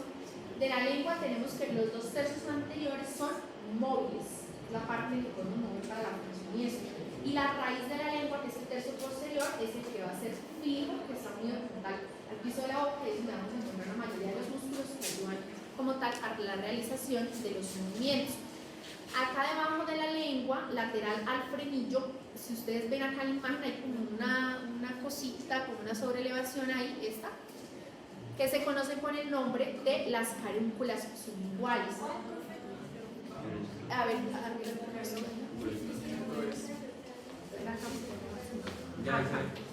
si ves como un conductico chiquitico ahí, como un puntico, ajá, entonces son puntos de donde va a salir el drenaje de la glándula submandibular. Desde la glándula. Entonces aquí vamos a ver como tal esa grandecita que es donde va a desembocar la glándula submandibular, que también, si uno la mira con detenimiento al levantar la lengua, algo se alcanza a notar ahí. Pero pues también hay, como hay muchas glándulas, entonces por lo general vamos a encontrar muchos conductos pequeños, pero pues que no son visibles a simple vista, sino ya sería como una forma microscópica. ¿Listo? Bueno, entonces lo que les decía, 2 tercios anteriores móviles, tercio posterior es fijo, hacia la parte superior generalmente es de características lisas, y ahí es donde vamos a encontrar la presencia de todas las papilas. Tiene una forma un poco más cóncava hacia la parte inferior, si ustedes la ven acá en este corte, hay mucho tejido fibroso en la parte media, y pues ahí va a estar formada por todos los musculitos que ya los vamos a ver. De los relevantes anatómicos más importantes que vamos a mencionar, entonces a nivel de la raíz de la lengua, si ustedes ven acá, tiene una constitución diferente, que se ve como unas cositas más grandes, las glándulas son mucho más densas. Esa región es la que se conoce por el nombre de la amígdala lingual. Está ubicada sobre todo a la raíz de la lengua. Si uno trata de verla no se alcanza a percibir porque está más atrás, está casi al lado de... Si ven esta es la epíglotis, está muy interna, no se alcanza a ver desde ahí. La amígdala lingual también hace parte de los mecanismos del sistema inmunitario. ¿Listo? Entonces por eso les decía que si se retiran las amígdalas palatinas, las amígdalas coloquialmente uno llama, también pues hay otras estructuras que van a ayudar a hacer protección del sistema inmunológico. Por eso no pasa nada. Esos circuitos tienen nombre. ¿Cómo? Los circuitos tienen nombre. En el conjunto de la amígdala lingual. ¿Listo? No es que tengan un nombre específico para hacer. Estas sí son las papilas caliciformes, pero estos de acá son la amígdala lingual. Entonces en sí las partículas. Las valléculas es acá este espacio que queda hacia la parte posterior. Entonces, vamos a ver. Entonces, de la raíz de la lengua, ustedes ven estos como ligamentos que hay acá, que son los que van a permitir la unión de la epiglotis, que es este, con la raíz de la lengua. ¿Listo? Entonces, eso se llama pliegues glosoepiglóticos, por la ubicación, lengua, epiglotis. Entonces, vamos a tener un pliegue glosoepiglótico medial y los dos pliegues glosoepiglóticos laterales. Y el receso o el espacio que queda ahí entre la raíz de la lengua y la epiglotis es lo que se le conoce como plantillectos. Son un punto importante de referencia porque cuando uno va a intubar a un paciente, ahí es donde se va a meter la punta del laringoscopio en las valléculas para buscar la epiglotis y poder meter el tubito. ¿Listo? Cuando veamos ahorita lo del cuello, les voy a mostrar cómo es lo de la intubación. Yo se lo voy a mostrar. ¿Listo? Entonces, para que lo tengan en cuenta, es un punto de referencia que, miren, son cosas que ustedes van a ver acá y cuando mucho más adelante ustedes van a hacer eso, ahí sí las valléculas existían y ahí es donde se mete el laringo para poder intubar. Todo esto tiene mucha importancia. De acá que vamos a resaltar también, entonces ven acá en la parte media un puntico negrito. ¿Listo? Ese es el foramen ciego. Tenemos el foramen ciego del cráneo y tenemos un foramen ciego en la lengua. ¿Quién sabe que este foramen ciego qué es? ¿Para qué sirve? Es para cuando están en la fase embrionaria. Es un conducto que une, no me acuerdo, pero sé que une algo y cuando sale de la fase embrionaria ya se pierde. Ajá, entonces es un vestigio del proceso de desarrollo. ¿Listo? Es en la etapa embrionaria hay un conducto que se llama el conducto tirogloso. ¿Listo? Entonces, cuando ya se está dando la formación de las estructuras del cuello y de la parte de la boca y demás, que es como por la sexta semana del desarrollo, la glándula tiroides, que inicialmente se va a encontrar como hacia la parte de la boca, va a descender y se va a ubicar hacia la región del cuello. Entonces, ese conducto tirogloso desaparece y queda como un vestigio la presencia de ese foramen ciego. Es ciego porque pues, no continúa tampoco hacia ningún lado. Si ustedes lo ven acá en esta imagen, creo que ahí se alcanza a ver que hay como una rayita, ¿sí? Esta rayita. Entonces, esa es una representación lateral del foramen. Si ven, llega hasta ahí y ya no continúa. ¿Listo? Algo curioso que leí que también estaba contando el otro grupo es que, bueno, ustedes saben que como tal en el desarrollo embrionario, como lo decíamos ahorita, puede existir cantidad de malformaciones dependiendo pues, de que se dé de una forma errada el proceso de desarrollo. Entonces, yo leía que puede existir pacientes en los que el conducto tirogloso no se cierre y por tanto no haya un descenso de la glándula tiroides hacia el cuello. Entonces, que esas personas podrían tener la glándula tiroides a nivel de la lengua. Fue algo que me pareció muy curioso porque también había escuchado ni no visto a nadie con eso, me parece algo muy raro. Entonces, como para que vean que en el desarrollo puede existir cualquier tipo de anormalidad que puede generar en que haya cualquier complicación. O sea, que nosotros estemos aquí completos con todo donde está ubicado, en realidad eso es un milagro que es el proceso del desarrollo. Pero cualquier error como tal en el desarrollo puede llegar a eso, y tener la glándula tiroides en la lengua. No sé cómo corregirían eso, pero... Y ahí, o sea, calidad de vida para eso. Pues yo asumiría, ¿no? O sea, si un paciente tiene eso, debe tener alguna cantidad de malformaciones mayores que probablemente sean incompatibles con la vida. Entonces, por eso son generalmente embriones que se pierden muy tempranamente cuando hay esas pérdidas de los embaranos a las 10-12 semanas, muy probablemente es porque vienen con alguna malformación. Cuando logran el desarrollo, generalmente cuando vienen con malformaciones mayores, el bebé nace, precisamente pues fallece mucho tiempo. Ya si fuera, pienso yo, no porque en realidad nunca he visto un paciente así, que si fuera compatible con la vida y fuera solo eso, yo me imagino que haría pues quitar la glándula y darle suplemento hormonal al paciente. Pienso, no sé si eso se puede hacer o no, nunca he visto un paciente con eso. Pero para mí sería como más lógico si solo es eso, aunque me imagino que vendría acompañado de muchas malformaciones. Bueno, entonces ese es el foramen ciego. Si ustedes ven, pues acá también se forma un punto de referencia que se llama labio lingual, que es como el punto que separa la parte de la amígdala lingual de la región como tal de la lengua donde vamos a encontrar las papilas. Entonces sería como esta rayita, así, labio lingual, que sería una V que está invertida. Antes de el foramen lingual, las papilas caliciformes, que ya se la vamos a ver. Bueno, entonces en cuanto a la constitución anatómica de la lengua en sí, entonces vamos a tener tres componentes, ¿listo? Vamos a tener un aparato, un rafer fibroso, similar al que vemos en nivel del paladar, vamos a tener la presencia de los músculos. Entonces aquí vamos a hablar de los músculos intrínsecos de la lengua. Cuando hablamos de intrínsecos son los que forman la lengua en sí. Recuerden que la lengua es un medio muscular. Y vamos a tener los músculos extrínsecos, que son los que se insertan en la lengua y ayudan a realizar los movimientos de la misma. Y tenemos también, pues, hacia la parte superficial, la región de la mucosa, que es donde se van a ubicar ovarios y papilas.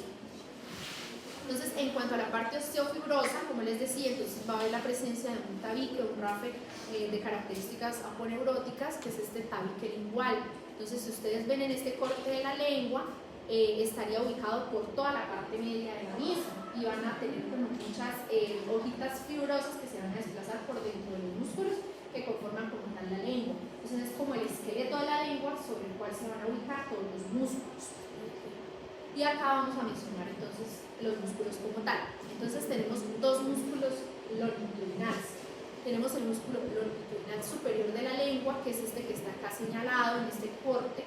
Acá lo podemos ver desde la parte lateral, que sería el que está más superficial por toda la parte de arriba de la lengua, debajo de la mucosa. Este músculo longitudinal entonces va a ir desde la raíz de la lengua hasta la parte del vértice de la lengua por encima de la misma. Es un músculo de inserción. Funciones, entonces cuando va a haber una contracción del mismo, que es más hacia la parte posterior, ayuda a hacer una elevación en la lengua, ayuda a elevar el vértice de la lengua. El otro músculo longitudinal sería el que va por la parte de abajo, que acá alcanzamos a ver algunas de las fibras y acá la veremos en este corte transverso. Entonces este sería el músculo longitudinal inferior de la lengua. Ustedes luego miran con detenimiento, ven que hay, o sea, tratan de representarnos las fibras como de diferentes características para que podamos entender que estamos hablando de dos músculos o de dos estructuras independientes. Este va a ayudar a descender la punta de la lengua y apuntarla contra el piso de la boca. ¿Listo? Longitudinal superior, longitudinal inferior. El músculo geniogloso es este que vemos acá en la parte de abajo. Como característica es un músculo muy importante en todo lo que corresponde al piso de la boca. Si ustedes ven, pues es un músculo grande que va a tener una forma característica como un abanico. Todas las fibras se van a formar de una forma radiada. Entonces, punto de origen a nivel de las apófisis genio, por eso es geniogloso. ¿Listo? Las fibras van a tener diferente distribución, por eso decimos que se abre como un abanico. Entonces vamos a tener unas fibras anteriores que se van para la parte del vértice de la lengua, unas fibras medias que se van a insertar a nivel de la parte posterior de la lengua y las últimas fibritas, que son las fibras inferiores, no terminan a nivel de la lengua, sino terminan acá sobre la región del hueso hioides. Entonces ese músculo pues tiene unas características muy especiales, de ahí que hace eso. ¿Listo? Acciones, ayuda a bajar o aplicar la lengua contra el piso de la boca, que está ubicado sobre la región del piso de la boca y sobre la cara de la mandíbula. El músculo glosofaríngeo, entonces el mismo nombre lo indica, entonces va a ir de la región de la faringe, que estaría acá representada por los músculos constrictores, a la base de la lengua. Él ayuda a ser un constrictor superior de la faringe y los vamos a estudiar bien cuando vamos a hablar de los músculos faríneos. Tenemos acá el músculo hiogloso y el músculo estilogloso. Estilogloso, entonces va de la apófisis estiloides a la parte de la raíz de la lengua, que es este que vemos acá. Este es el estilogloso y pues este sí lo vamos a ver más adelante, que es el estilo hioideo. Y el hiogloso es este que vemos acá, que tiene también una formita cuadrangular. Entonces este músculo hiogloso va a ir del hueso hioides, que es el que está acá por detrás, a la raíz de la lengua. ¿Listo? Como juntos van a ser la raíz de la lengua, entonces ayudan también a descender la lengua, a quitarla contra el piso de la boca y a que no se eleva la parte anterior. Estos que están acá son parte de los intrínsecos, entonces vamos a ver como característica que estos dos músculos van a estar como entremezclados. ¿Listo? Si ustedes quisieran, digamos, hacer como una disección de la lengua, quizá pueden guiarse un poco como por los músculos dependiendo de la distribución de las fibras. Pero digamos, en este caso, si ustedes quisieran separar el transverso y el vertical de la lengua, pues va a ser algo complejo porque digamos que las fibras están entremezcladas unas con las otras. Entonces, por ejemplo, acá vemos el transverso, las fibras que van de forma horizontal, y el vertical, las fibras que van longitudinales o verticales. Entonces, si ustedes ven acá, se ve como si fuera una mallita. ¿Listo? Ese músculo va a encontrarse en toda la extensión de la lengua sobre la parte media de la misma. Y sus puntos de inserción van a estar acá sobre ese rafe lingual que va a estar sobre el símbolo de la lengua. ¿Listo? Entonces, como tal, separar un músculo del otro, pues no es posible porque las fibras van a ir mezcladas. ¿Listo? Cuando ustedes la ven, todo se ve como una sola lengua, pero ahí dentro se supone que están todos esos músculos que estamos viendo intrínsecos. En cuanto a la parte arterial, lo que preguntaba por acá el compañero, todo viene de la arteria lingual, que es rama de la arteria externa, la segunda rama de las anteriores. ¿Listo? Entonces acuérdense que ahí había arteria sublingual, la que va para la parte posterior, y la ramina, que es la que va para la parte del verso. Drenaje venoso, exactamente igual, homónimo satélite hacia la vena lingual. ¿Listo? Esta imagen que me gusta mucho. Bueno, en el parcial ustedes se acordarán que preguntamos justo de los 2/3 anteriores de la lengua, que era quién? Nervio cuerda del Facial, a través del nervio cuerda del tímpano. Entonces quiero que esta imagen se la sepan muy bien y se la aprendan porque es muy importante. Quizá. Bueno, entonces les explico la imagen. ¿Listo? Acá estamos viendo una lengua desde la parte superior. Si ustedes ven acá, nos hacen una rayita como para esquematizarnos. Hacia la izquierda nos están mostrando la parte motora y hacia la derecha nos están mostrando la parte sensitiva. ¿Listo? Que es motor y sensitivo, pues va a ser igual para los dos lados, pero nos la representan así. Entonces, a la izquierda vamos a ver la parte motora. Nervio motor de los músculos de la lengua, ¿cuál es? Hipogloso. Es motor de todos los músculos de la lengua, excepto de un musculito que es el palatogloso, que es el que vemos acá representado, que es el que forma el palatogloso. El palatogloso lo va a inervar de forma motora el pago. ¿Listo? Todo lo demás, motor de la lengua, es del hipogloso, que es muy claro. Motor, hipogloso, a excepción del músculo palatogloso. Ahora vamos para el punto de conclusión. Chicos, acuérdense que en la lengua, por ser un órgano de los sentidos, un órgano especial, vamos a tener dos tipos de inervación sensitiva. La inervación general, que es la que tenemos en cualquier lado, la del dolor, la del calor y eso. Y la inervación sensitiva especial, que es la que tiene que ver con el sentido del ritmo. ¿Listo? Entonces ahí es donde viene un poco la conclusión. Por eso esta imagen me parece tan bonita porque explica de una forma muy clara. Entonces ya hablamos de la parte motora, ahora vamos a ver la parte sensitiva. Acuérdense que aquí vamos a tener una división, 2/3 anteriores de la lengua y 1/3 posterior. ¿Quién da la inervación sensitiva especial, es decir, del gusto de los 2/3 anteriores de la lengua? ¿Y quién da la inervación sensitiva general? El trigémino. Entonces, la inervación del gusto de los 2/3 anteriores de la lengua, para que nunca se les olvide, facial. Y la inervación sensitiva general, es decir, si se pellizcó, si se mordió la lengua, está a cargo del trigémino, a través de la tercera rama, que es el mandibular. El tercio que falta. Bueno, entonces eso es los 2/3 anteriores. Ahora nos vamos para el tercio posterior, que es el cefálico. Ahí el que interviene es el glosofaríngeo en las dos inervaciones, tanto inervación sensitiva especial como general, es decir, gusto y sensibilidad sobre el glosofaríngeo, que ahí en la imagen está muy bien explicado para que lo entiendan. ¿Listo? Acá lo que dice como que zona interpuesta es porque es el sitio donde se unen las dos inervaciones, pero eso no lo vamos a tener en cuenta. 2/3 son de tal y tercio posterior de tal. Aquí también nos muestra en la imagen, porque si usted se acuerda cuando hablábamos del vago, también decíamos que tenía una función ahí hacia los 2/3 posteriores de la lengua. Existe como un punto hacia la parte medial donde el vago va a dar un ramillete que nos va a dar también inervación sensitiva especial y general. Pero esa en realidad no es significativa, no la vamos a tener en cuenta. Me importa que se sepan que el glosofaríngeo está en la parte de atrás, que los 2/3 anteriores pertenecen al facial por el gusto y al trigémino por la parte sensitiva. ¿Quién da la parte motora? Hipogloso, de todos los músculos a excepción del que es del que no se les olvide eso, porque si lo pregunto no acepto que nadie me diga que me olvidé. Ojo, es importante y en la diapositiva está supremamente bien explicado. ¿Listo? Bueno, ahí miramos. 38. Vamos a ver la partecita de las papilas, que son como dos diapositivas. Bueno, entonces las papilas gustativas, entonces como saben, están por toda la parte de la lengua, por toda la parte de la mucosa, todo el dorso de la lengua, son las que intervienen como tal en detectar el sentido del gusto. ahí vamos a tener las células especializadas que detectan los sabores, se van a ir por los nervios que hemos estado hablando, que hagan su sensibilidad especial, y van a llegar por allá a la región del encéfalo, donde van a transmitir el sabor, lo que nosotros sentimos al probar las cosas, al comer. Acá vamos a hablar de la presencia de unas papilas foliadas, que son las que van a estar hacia la parte más externa y que van a tener como una forma longitudinal. Entonces, si ustedes alcanzan a ver, ven que se ven unas rayitas con la parte externa. Esas son las papilas foliadas. Las hemisféricas no están acá representadas en la imagen, pero pues por la descripción, hemisféricas también se van a encontrar más hacia la parte externa, relacionadas bastante con las foliadas, o sea, van a estar más que todo hacia los bordes. Las papilas circunvaladas o caliciformes, que eran las que decía Gabriel, entonces son todas estas que vemos acá, que van a estar anteriores a la lingual. Son las que cuando uno saca la lengua y mira son las más prominentes, que se alcanzan a ver hacia la parte posterior, porque por la mitad la no se puede ver a mirar.